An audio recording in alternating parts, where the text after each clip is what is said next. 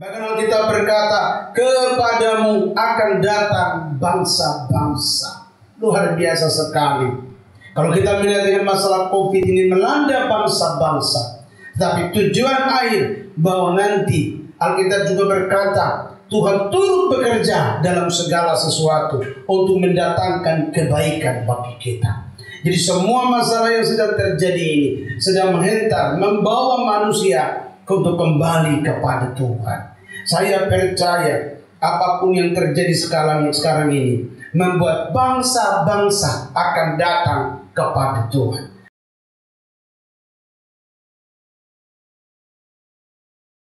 Our Father in Thank heaven, you, Lord, in the name of Jesus. help me please for today. Bless our family. Amen.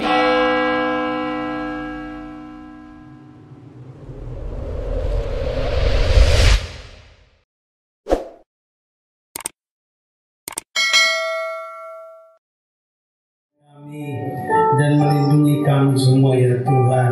Untuk kami berdoa berkati firman-Mu ya Tuhan Yesus.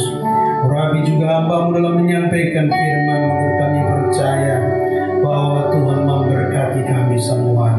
Haleluya, haleluya. Yang siap mendengarkan firman Tuhan bersama katakan amin, amin. Baik, puji Tuhan Bapak Ibu dan Saudara yang dikasihi dalam Tuhan. Hari ini saya akan sampaikan satu kebenaran firman Tuhan dalam Yesaya 26 ayat yang ke-20. Tema khotbah pada pagi hari ini tentang mari bangsaku. Jadi tema pagi hari ini adalah mari bangsaku. Kita lihat ayat firman Tuhan dalam Yesaya 26 ayat yang ke-20. Yesaya 26 ayat yang ke-20. Saya akan bacakan, Bapak Ibu Saudara dapat memperhatikan.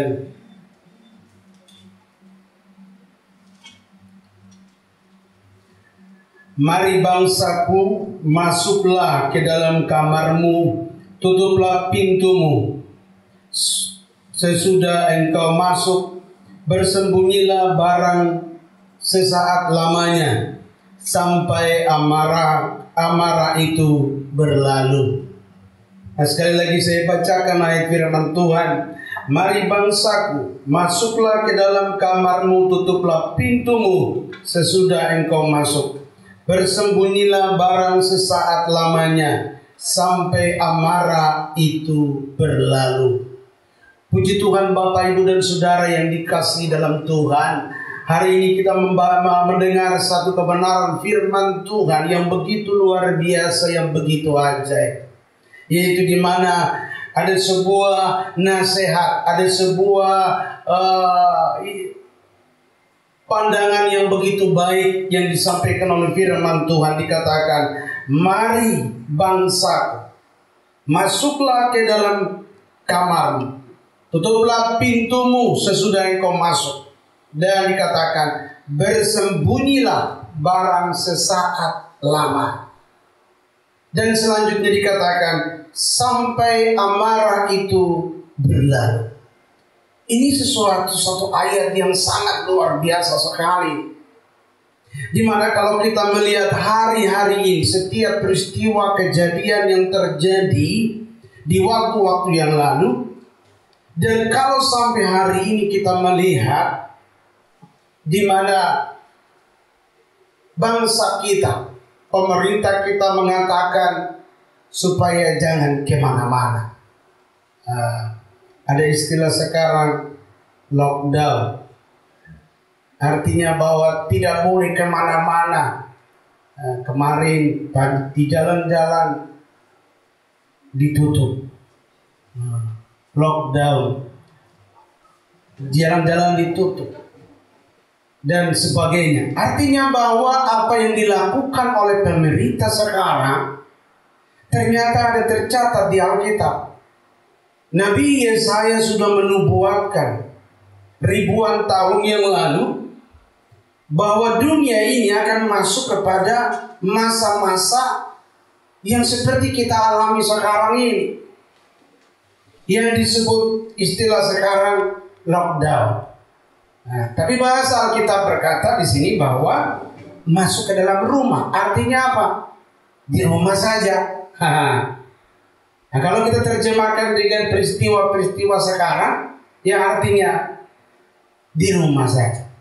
Pemerintah lagi berusaha dengan aparat keamanan, dengan seluruh instansi untuk bagaimana caranya menghimbau, menasihati, memberikan petunjuk kepada masyarakat supaya tidak kemana-mana, tapi di rumah saja. Apa yang dilakukan oleh, ada nasihat, tapi juga dikatakan di sini bahwa ada pengharapan. Ada pengharapan, berita kepastian. Jadi ini bukan berita yang tidak pasti, tapi berita kepastian menurut Alkitab bahwa amarah akan berlalu. Masalah-masalah ini, COVID ini akan berlalu. Nah, baik, untuk itu saya akan memberikan beberapa ayat firman Tuhan. Mengapa atau ada masalah apa sehingga pemerintah menganjurkan ada di rumah saja? Ada masalah apa sehingga Alkitab berkata, bangsaku mari masuk ke rumah, jangan kemana-mana. Nah, masalahnya seperti apa? Mari kita lihat di dalam kitab Yeremia 16 ayat yang keempat. Jadi kalau dikatakan jangan kemana-mana, sudah tentu ada masalah. Nah, sebab itu kita akan pelajari apa sih masalahnya. Yeremia 16 ayat yang keempat. Yeremia 16 ayat yang keempat. Kita akan melihat di mana yang pertama, yaitu ada penyakit yang membawa maut. Nah, Yeremia 16 ayat 4. Mereka akan mati karena penyakit-penyakit yang membawa maut. Mereka akan mati karena penyakit-penyakit yang membawa maut. Jadi kenapa sampai saudara Alkitab berkata jangan kemana-mana, di rumah saja. Ternyata saudara, ada penyakit yang membawa maut ini sedang berjalan di mana-mana. Nah, kalau kita melihat tentang COVID, saudara, bahwa ini penyakit yang membawa maut. Hampir semua, bukan hampir, seluruh dunia punya masalah yang sama. Seluruh dunia sedang menghadapi penyakit yang membawa maut. Istilah sekarang namanya COVID. Nah, saudara, jadi inilah yang membuat kenapa Alkitab melarang. Firman Tuhan berkata di rumah saja. Nah, kemudian yang kedua, kematian ini tidak bisa diratapi. Coba kita baca selanjutnya. Mereka tidak akan diratapi dan tidak akan dikuburkan. Nah, mereka tidak akan diratapi. Jadi ada penyakit yang membawa maut sampai tidak bisa diratapi. Artinya tidak bisa kumpul untuk menangis. Tidak bisa ditangisi. Ternyata bahwa kematian COVID ini, saudara, tidak bisa orang kumpul-kumpul lalu di rumah duka, lalu ada yang menangis. Kalau budaya kita kan ada seperti itu. Di mana-mana di Indonesia budaya kita, kalau ada yang meninggal maka pasti ada kumpul-kumpul lalu memberikan penghiburan buat keluarga yang meninggal. Nah kemudian ada juga yang menangis. Tetapi Alkitab mengatakan di sini kondisi saat itu tidak bisa lagi orang menangis di tempat kematian. Nah, artinya bahwa Ini masa-masa yang seperti yang kita alami sekarang ini. Nah, tidak bisa tangisin di situ. Bagaimana mau menangis? Karena tidak boleh buka mulut, harus pakai masker, harus pakai semuanya. Nah, kita lihat di sini bahwa peristiwa ini benar sekali yang dicatatkan oleh Alkitab. Kemudian yang berikut, ayat yang berikut, ayat selanjutnya, mereka akan menjadi, mereka tidak akan diratapi dan tidak akan dikuburkan. Tidak bisa ditangisi, tidak bisa juga dikuburkan. Nah, kalau kita lihat peristiwa kemarin waktu COVID di India, karena terlalu banyak, ya tidak sempat mungkin dikuburkan. Lalu banyak juga yang dibakar. Nah, kemudian yang berikut dari ayat 4 ini, mereka akan habis oleh pedang, mereka akan menjadi pupuk di ladang. Nah, ini sudah bicara bencana alam. Mereka akan menjadi pupuk di ladang. Bencana alam. Kalau kita lihat tsunami yang waktu masa terjadi di Aceh, itu banyak sekali orang yang mati dan tidak bisa lagi dikuburkan dengan baik. Lalu kemudian mereka akan habis oleh pedang. Ini bicara tentang perang dan kelaparan. Mayat mereka akan menjadi makanan burung di udara dan binatang-binatang di bumi. Nah, ini juga bicara tentang perang dan bencana alam.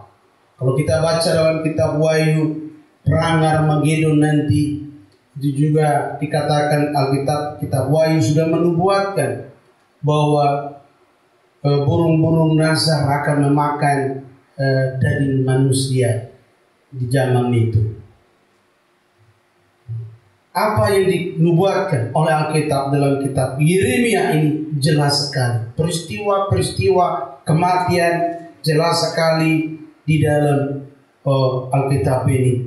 Bahwa dunia atau manusia sedang menuju kepada suatu peristiwa-peristiwa yang berat ke depan. Nah, kemudian saudara, apa nasihat-nasihat daripada Tuhan? Dalam Yeremia 16 ayat yang kelima tadi, yang pertama, ayat yang kelima. Sungguh beginilah firman Tuhan, janganlah masuk ke rumah perkabungan. Jadi apa nasihat di tengah-tengah keadaan seperti ini? Dikatakan oleh Tuhan di sini, janganlah masuk ke rumah perkabungan, rumah tempat orang meninggal lalu kita pergi, kita tangisi di sana, kumpul. Biasanya itu sama-sama merasa turut berduka, melayat. Nah, tidak boleh gitu. Dan janganlah pergi meratap, dan janganlah turut berduka cita dengan mereka. Kenapa sampai Alkitab bilang jangan pergi? Padahal ini kan kita harus turut merasakan kehilangan dan sebagainya. Tapi kenapa Alkitab bilang sampai jangan turut hadir? Karena ternyata COVID ini begitu hadir, kita bisa kena kalau seandainya ada orang yang juga kena COVID. Nah, kemarin ada satu keluarga mau bikin ibadah penghiburan di daerah Kelapa Gading. Lalu beliau bilang tanggal 28 kemarin, Pak, ini keluarga saya sudah meninggal hari ke 100, jadi harus ada ibadah penghiburan hari ke 100. Lalu saya bilang, Bu, ini Jakarta lagi lockdown. Jakarta lagi lockdown, Jakarta lagi merah, zona merah. Tangerang juga sudah mulai zona merah itu. Jadi kalau apakah kita bisa pergi atau tidak? Dia bilang, tapi tidak bisa Pak Pendeta, ini 100 hari ini. 100 hari harus. Saya bilang begini, bagaimana kalau nanti ibadahnya itu setelah masa COVID ini sudah ringan, tidak ini lagi, baru kita bikin ibadah penghiburan. Yang penting dia sudah dapat tempat di surga, itu kan sudah bagus. Begitu. Jadi kalau penghiburan nanti kali berikut juga bagaimana? Dia bilang, oh tidak bisa Pak Pendeta, pokoknya harus 100 hari, harus 100 hari katanya. Wah, saya bilang lagi, bagaimana Bu kalau kita pakai Zoom saja, jadi ibadahnya lewat Zoom. Dia bilang, tidak, kalau memang Pak Pendeta tidak bisa, saya cari saja pendeta di Kelapa Gading. Lalu saya bilang, oh iya Bu, silakan saja cari yang di sana. Nah, jadi kalau sementara kecuali apa namanya COVID lagi reda seperti waktu-waktu lalu, ini tapi lagi merah memang sini. Lalu beliau mau bikin kumpul-kumpul. Nah, menurut saya kalau menurut Alkitab bilang jangan dulu. Kita lihat situasi, kondisinya seperti apa. Nah, kalau sudah tidak ada, tapi kalau lagi merah kita kumpul-kumpul, kita juga turut merah nanti. Nah, jadi yang dikatakan Alkitab ini benar sesuai dengan apa yang dianjurkan pemerintah oleh medis bahwa tidak boleh kumpul-kumpul. Nah, itu saya kira ini yang di Alkitab ini benar sekali. Ada masa di mana Alkitab sudah nubuat.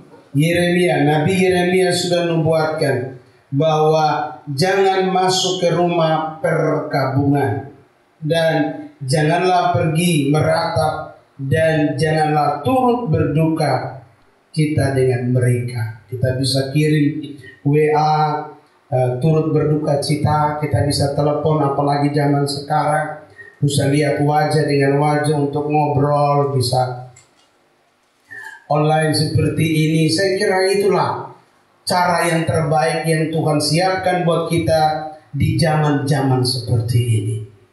Di keadaan memang tidak bisa kumpul seperti biasa kekeluargaan, tetapi kumpul lewat media, kasih kekuatan, doakan, saling mendoakan.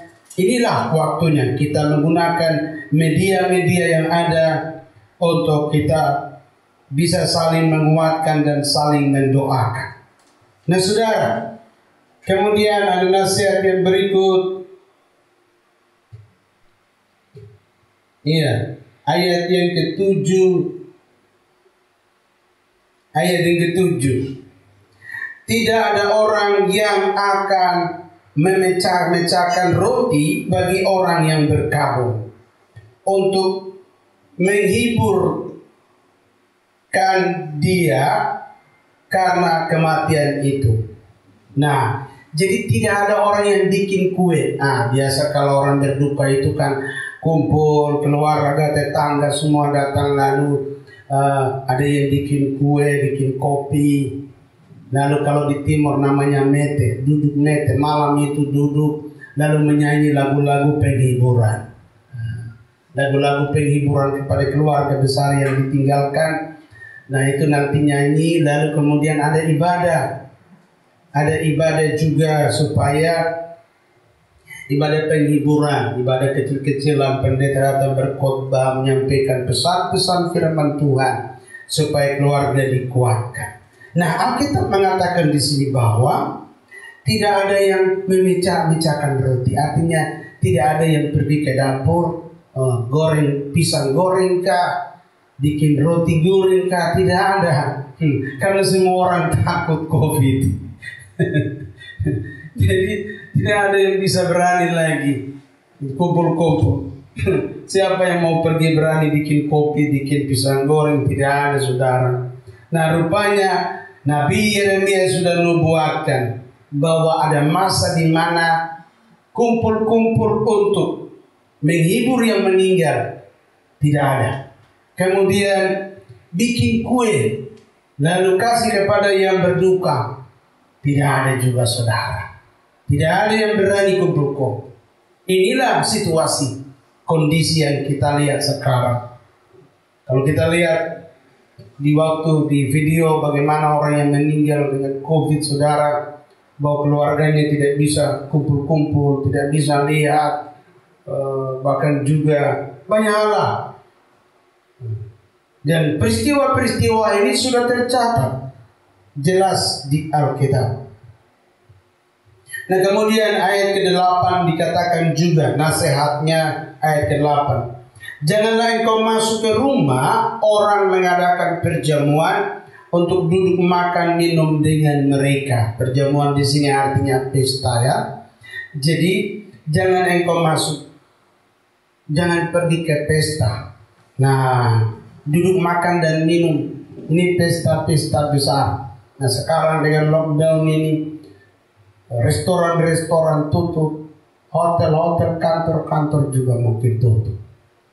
Nah, jadi jelas Nabi Yeremia sudah nubuatkan, sampaikan bahwa nanti ada masa di mana orang tidak bisa lagi hadir di pesta. Karena kalau hadir di pesta orang banyak, dan kalau orang banyak kita tidak tahu siapa yang kena COVID, bisa menyebar kepada yang lain. Nah, rupanya COVID ini membuat saudara situasinya seperti ini, dan Alkitab menjelaskan ini situasi-situasi yang terjadi karena ada sebuah masalah, yaitu masalah COVID. Nah, saudara, nah itu nasihat-nasihat dan masalah-masalah yang terjadi, yang tercatat di Alkitab. Jadi kita perlu mengikuti juga nasihat-nasihat firman Tuhan yang sekarang pemerintah sebut adalah protokol kesehatan. Nah, jadi saya sebut kalau protokol kesehatan ini disebut juga adalah nasihat dari firman Tuhan. Jelas apa yang ditulis oleh firman Tuhan, nilai dijabarkan oleh pemerintah untuk supaya kita masyarakat, kita orang percaya tetap dalam perlindungan Tuhan. Nah, saudara, baik, yang menjadi pertanyaan, jadi itu masalah. Kenapa sampai firman Tuhan berkata, mari bangsaku masuklah ke rumah. Ternyata ada masalah. Masalahnya adalah masalah kematian. Yang berikut, mengapa ada masalah kematian ini? Mengapa sampai semua ini terjadi? Kita baca Yeremia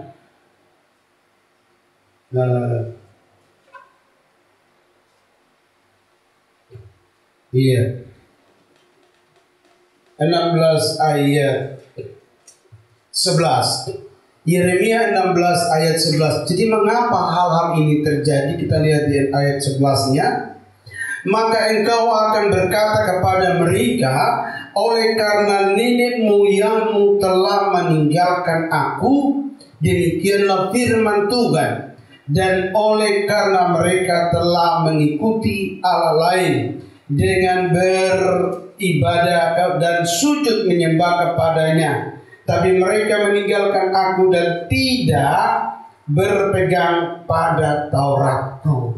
Jadi kenapa sampai semua masalah ini bisa terjadi? Alkitab mengatakan bahwa karena manusia meninggalkan Tuhan.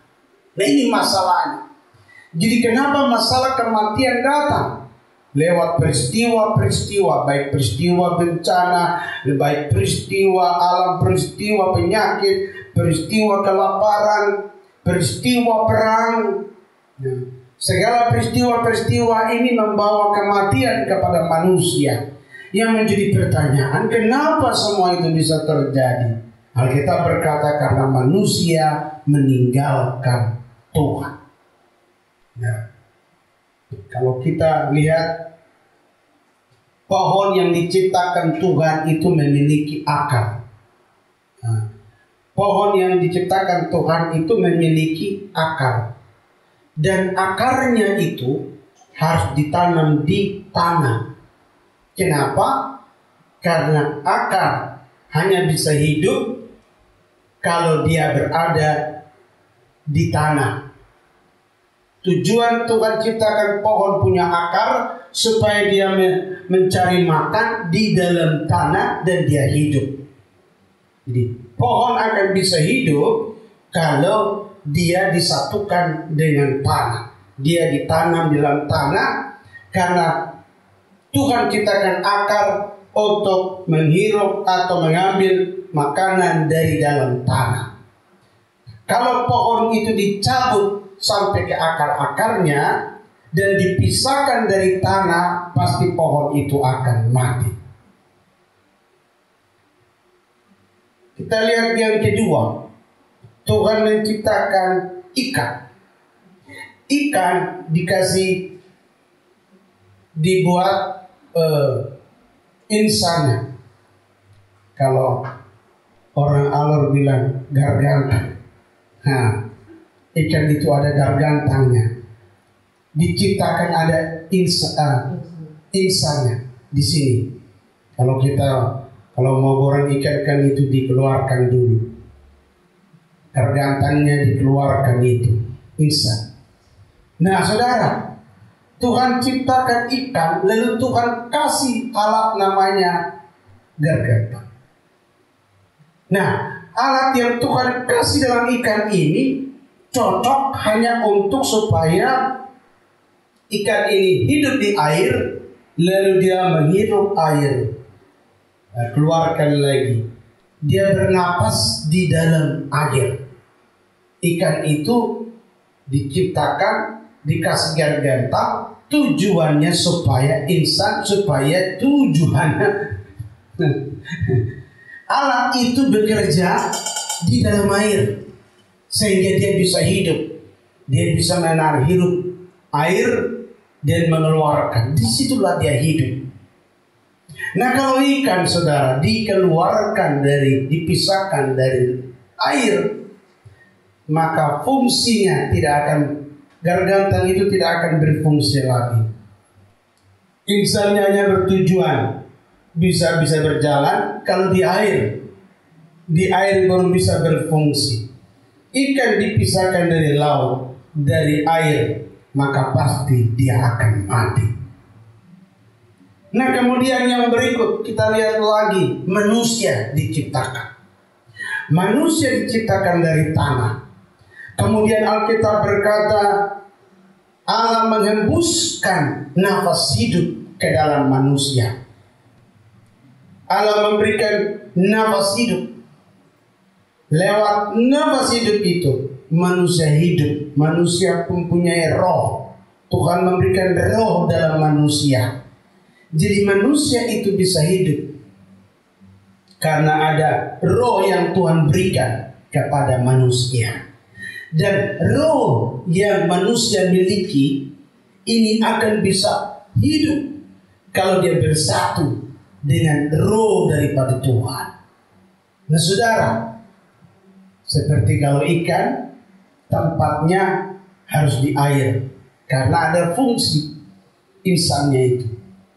Nah, manusia itu memiliki roh. Manusia harus bersatu dengan Tuhan, baru manusia bisa hidup. Tapi kalau manusia meninggalkan Tuhan, putus hubungan dengan Tuhan, maka pasti manusia mati. Jadi kenapa sampai manusia mengalami masalah begitu banyak? Karena Alkitab berkata di sini, Tuhan berkata, karena manusia meninggalkan Tuhan. Dikatakan, oleh karena nenek moyangmu telah meninggalkan aku. Manusia telah meninggalkan Tuhan, putus hubungan dengan Tuhan, maka kematian demi kematian datang. Penderitaan demi penderitaan datang karena manusia putus hubungan dengan Tuhan. Inilah masalah yang sedang kita hadapi. Nah, saudara, lalu apakah ada solusi untuk manusia bisa kembali atau selamat? Kita berkata bahwa manusia memang sudah jauh dari Tuhan, putus hubungan dengan Tuhan. Dalam kitab Kejadian dikatakan manusia telah berdosa dan telah kehilangan kemuliaan Allah. Manusia putus hubungan dengan Tuhan dan mengalami kematian, jauh dari Tuhan. Tetapi saudara, kita bersyukur kepada Tuhan bahwa Yesus datang ke dalam dunia untuk menyelamatkan manusia. Jadi solusinya adalah bahwa manusia harus kembali kepada Tuhan. Manusia harus kembali cari Tuhan, baru bisa diselamatkan. Nah saudara, dalam Yeremia 16 ayat yang ke-19 sampai 21, saya bacakan di sini solusinya seperti ini. Ayat 19. Dalam keadaan kondisi yang terjadi ini akan membuat manusia benar-benar kembali kepada Tuhan. Di ayat 19 dikatakan, ya Tuhan kekuatanku dan bentengku, tempat pelarianku pada hari kesesakan. Pada hari-hari kesesakan seperti ini, manusia akan datang kepada Tuhan.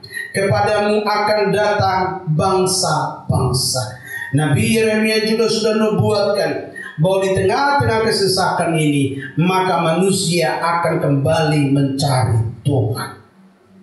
Bahkan Alkitab berkata, kepadamu akan datang bangsa-bangsa. Luar biasa sekali. Kalau kita melihat dengan masalah COVID ini melanda bangsa-bangsa, tapi tujuan akhir bahwa nanti Alkitab juga berkata Tuhan turut bekerja dalam segala sesuatu untuk mendatangkan kebaikan bagi kita. Jadi semua masalah yang sedang terjadi ini sedang menghentar, membawa manusia untuk kembali kepada Tuhan. Saya percaya apapun yang terjadi sekarang ini membuat bangsa-bangsa akan datang kepada Tuhan. Maka itu Alkitab berkata selanjutnya dalam cerita Yeremia ini, saudara, firman Tuhan ini dikatakan, ya Tuhan kekuatanku dan bentengku. Di sinilah manusia akan berserah kepada Tuhan, tidak mengandalkan lagi kekuatannya, kemampuannya sendiri, tapi manusia akan lari untuk mengandalkan kekuatan Tuhan. Makanya kita berkata, ya Tuhan kekuatanku dan bentengku. Kekuatan manusia dari Tuhan dan perlindungan ada dari Tuhan. Di mana-mana kalau kita lihat, hanya Tuhan yang bisa menjaga, hanya Tuhan yang bisa melindungi kita dari COVID. Nah saudara, tempat pelarianku pada hari kesesakan, kepadamu akan datang bangsa-bangsa dari ujung bumi. Dari ujung bumi. Alkitab berkata jelas, bangsa-bangsa akan datang dari ujung-ujung bumi. Inilah masa penuaian besar, di mana saudara bahwa dengan peristiwa masalah COVID ini, penuaian jiwa-jiwa akan datang kepada Tuhan, akan besar-besaran, di mana orang tidak bisa lagi mengandalkan kekuatannya, kemampuan, kehebatannya, dan orang akan berlari kepada Tuhan, mencari Tuhan. Dan di saat orang berlari mencari Tuhan, dan kita berkata ini bangsa-bangsa akan datang kepada Tuhan. Nah kalau bangsa-bangsa datang kepada Tuhan, berarti akan ada penuaian besar-besaran terjadi di zaman ini. Di saat-saat ini penuaian besar-besar akan terjadi. Nah, kita sudah menjelaskan dari ujung-ujung bumi. Jadi dari ujung-ujung bumi mereka akan datang. Dan mereka akan berkata bilang begini, sungguh nenek moyang kami hanya memiliki dewa penipu, dewa kesia-siaan yang satu pun tidak berguna. Di tengah-tengah masalah ini saudara, akan Tuhan izinkan untuk menunjukkan apakah dewa-dewa itu bisa menyelamatkan. Orang akan meninggalkannya, lalu orang akan cari kepada Tuhan. Mereka sendiri yang akan mengatakan gitu. Mereka sendiri yang akan mengatakan, selama ini kami nyembah patung ini, tapi dia tidak bisa menolong kami waktu COVID. Kami menyembah ini, tapi tidak bisa. Nah saudara, jadi di mana manusia akan sadar untuk kembali menyembah kepada Tuhan saja. Yang berikut,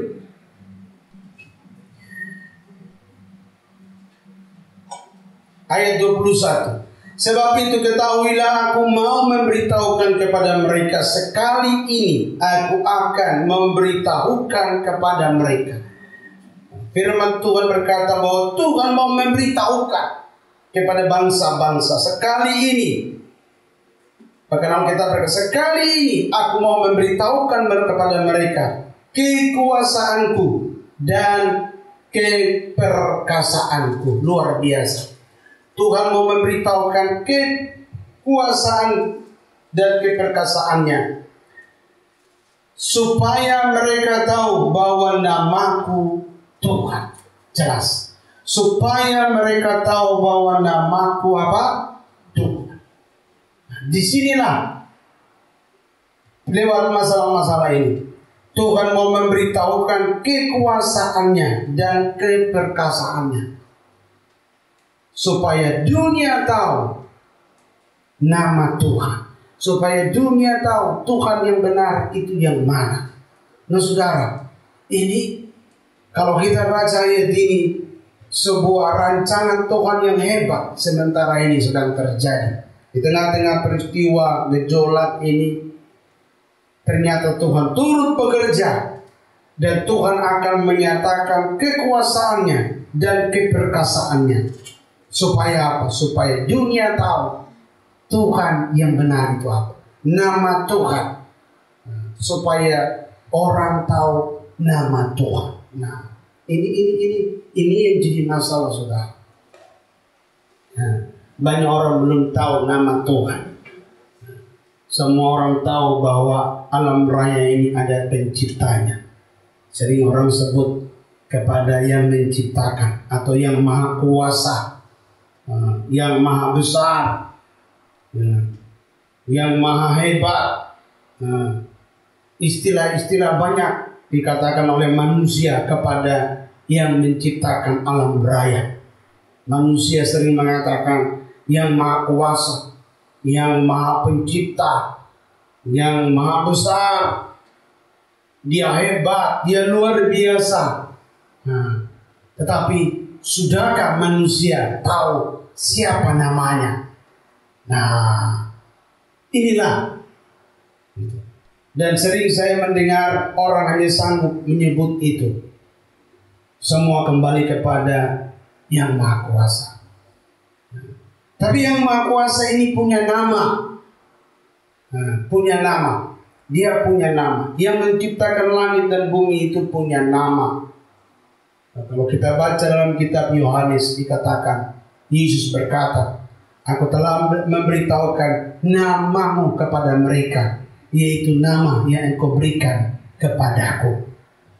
Nah saudara, ternyata nama Tuhan ini harus dikenal oleh bangsa-bangsa, oleh seluruh dunia. Nama Tuhan yang pernah ditanya oleh Musa, siapa namamu? Musa pernah bertanya kepada Tuhan pencipta langit dan bumi, siapa namamu? Saudara, pertanyaan itu dijawab oleh Tuhan dengan datangnya Yesus Kristus ke dalam dunia. Malaikat Jibril dari surga datang beritahu kepada Maria, beri dia nama Yesus. Yohanes berkata dalam kitab Yohanes, Yesus berkata, namamu yang engkau berikan kepadaku telah aku berikan kepada mereka. Artinya nama Tuhan pencipta langit dan bumi itu adalah Yesus Kristus. Ini luar biasa sekali.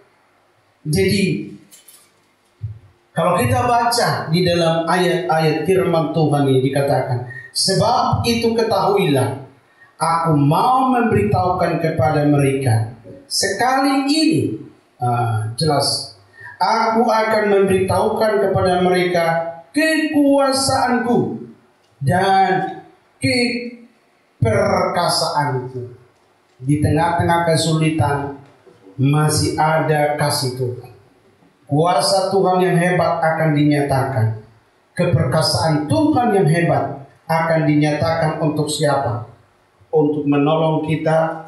Bahkan tujuan Tuhan supaya mereka tahu bahwa namaku Tuhan. Tidak ada yang lain.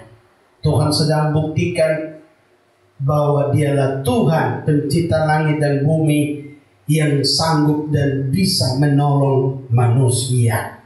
Nah, Bapak Ibu Saudara yang dikasihi dalam Tuhan, jadi peristiwa-peristiwa COVID yang kita alami ini, memang kalau kita lihat menurut Alkitab, Tuhan sedang turut bekerja dalam masalah ini untuk mendatangkan kebaikan bagi kita yang percaya kepada Tuhan. Iman kita semakin kuat, semakin tumbuh, dan kita juga akan melihat kekuasaan Tuhan yang hebat, keperkasaan Tuhan yang hebat sedang menyertai kita. Bagi kita yang percaya kepada Tuhan, jangan takut, karena Alkitab berkata, Yesus berkata, aku menyertai kamu senantiasa sampai kesudahan zaman. Dan Alkitab juga berkata, Yesus juga berkata, oleh bilur-bilurnya kamu disembuhkan. Oleh darah Yesus kita disembuhkan, kita diselamatkan. Nah saudara, tapi saudara juga, untuk orang yang belum mengetahui siapa Tuhan itu, inilah waktunya. Tuhan sedang menggoncangkan dunia ini, supaya dunia ini kembali mengenal Tuhan pencipta langit dan bumi, yaitu Tuhan Yesus Kristus.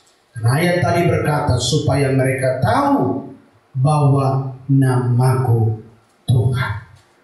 Luar biasa.